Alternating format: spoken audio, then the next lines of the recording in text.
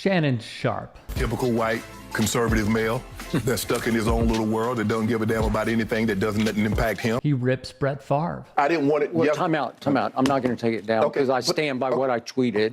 Skip, let me finish. All right. Refuses to be taken advantage of. I heard and how adamant he was that you will stand at attention. You will toe the line. You will put your hand over your heart. And I'm supposed to believe now he's done a 180. Is that what Jerry wants me to believe? It's just hard for me to believe that I've seen you be so staunch one way. Now all of a sudden you want me to believe the pendulum has swung all the way over here. It's just hard for me to believe that. Look, I'm not saying, it just seems disingenuous to me. And stands up for what's right. Now obviously the big news was when Sharpe, the NFL Hall of Famer, broadcaster, streamed himself, accidentally we believe, having sex with a woman named Michelle on his Instagram. It led to a lot of laughs, but what I want everyone to pay attention to is the reaction from right-wing media figures. Come on, man. I get it. He pulled off with Kim Kardashian, and he's trending. And by the way, if you want to get rid of any gay rumors, that's exactly what you do. And not only that. Look at this little boy's face, desperately seeking approval. Then another one weighed in. Shannon Sharpe has baited the entire world, and he's a master at baiting. The Blaze's boneheaded host, Jason Whitlock, could not resist discussing the Sharpe Instagram Live. Honestly, if you have no idea who this is, bless you. I'm blaming this on Shannon Sharpe and his desperation. He needed money. He wants to be famous. Pause it. Needs money? Wants to be famous?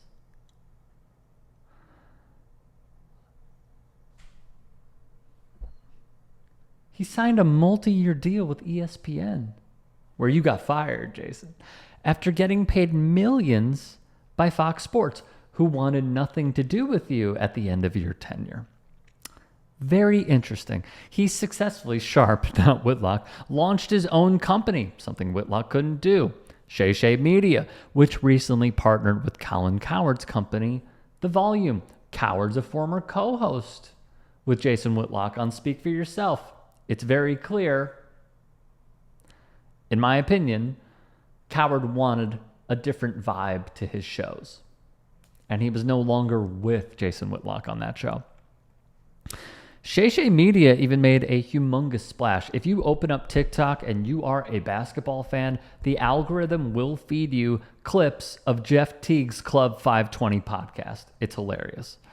Not to mention, by the way, the various ventures that Shannon Sharpe has launched. So, I mean, I'm just dumbfounded here, man. I really, really am.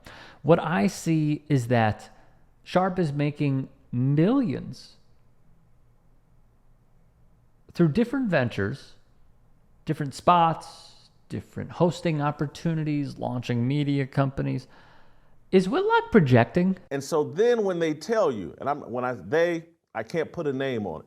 You're just out there in LA long enough that you figure out, like, oh man, if I really want to be a big star, I got to be an ally to the LGBTQ. I got to be BFF with the alphabet mafia.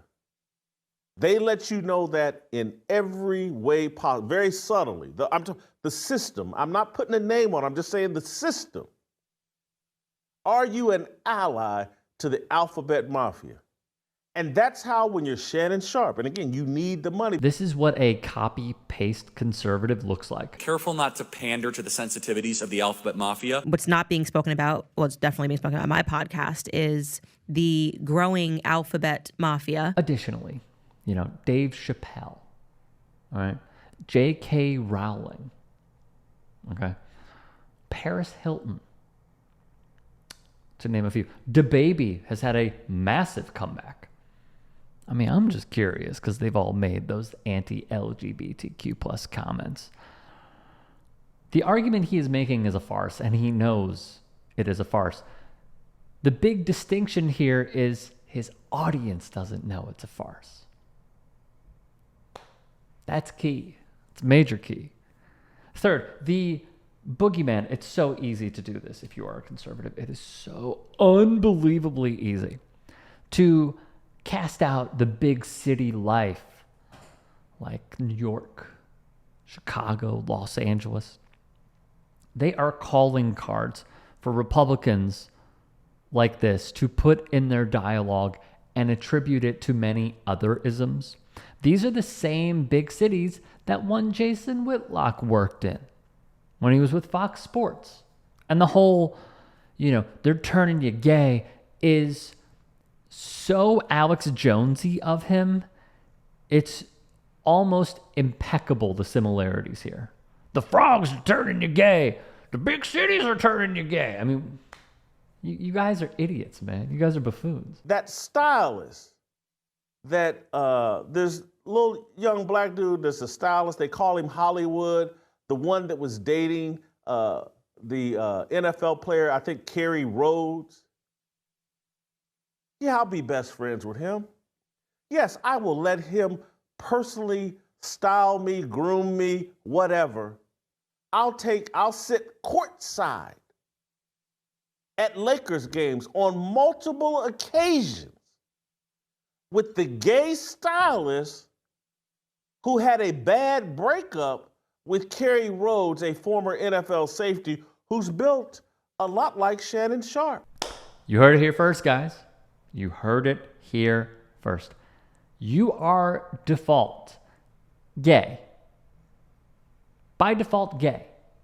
According to Jason Whitlock, if you sit courtside with a gay man.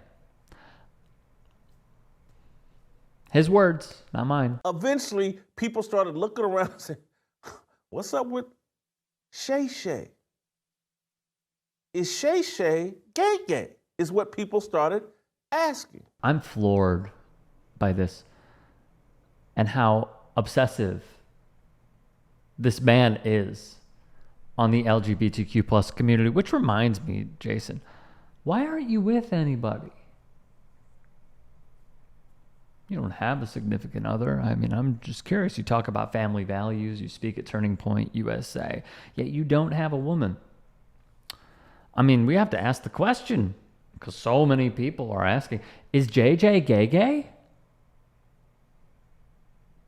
I mean, we have no proof that he isn't. We have no proof that he is. I mean, people are just talking, Jason, that's all. By the way, do we remember when he tweeted, I'm looking at NFL standings on ESPN.com. This is the ad running above the standings. How is this possible? Appropriate? This also happened to well-paid Russian shill Benny Johnson, who you probably know from your Turning Point USA functions. From Mediate, that evening, Whitlock complained about an ad popping up while he was checking the NFL standings.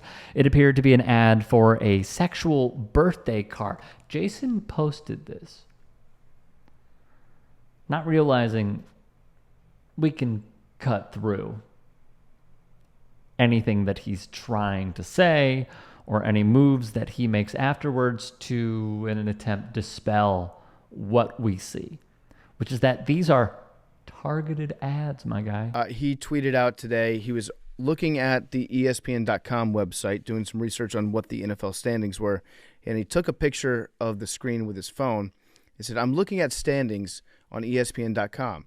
This is the ad running above the standings. How is this possible? Appropriate? The ad in question was a card that said, balls deep inside of me is a great way to spend your birthday. A nice, fun little birthday card. As many people have pointed out, those ads are based on your search history. They're cookies, something that Jason Whitlock is intimately familiar with. Wasn't there more on the description of like what? It was like great gifts for your boyfriend or your partner. It's a one-pack, funny, happy birthday, him, husband, boyfriend, birthday gifts, decorations.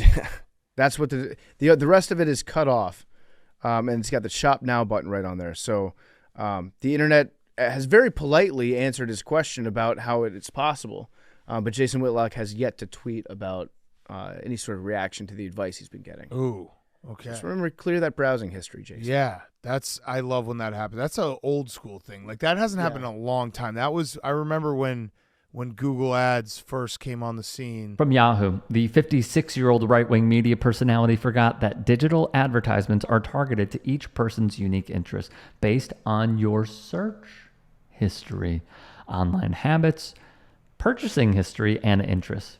You know, we've seen this so many times over, where there have been the most staunch anti-gay politicians, anti-gay radio hosts, anti-gay media figures, anti-gay pastors, and many more.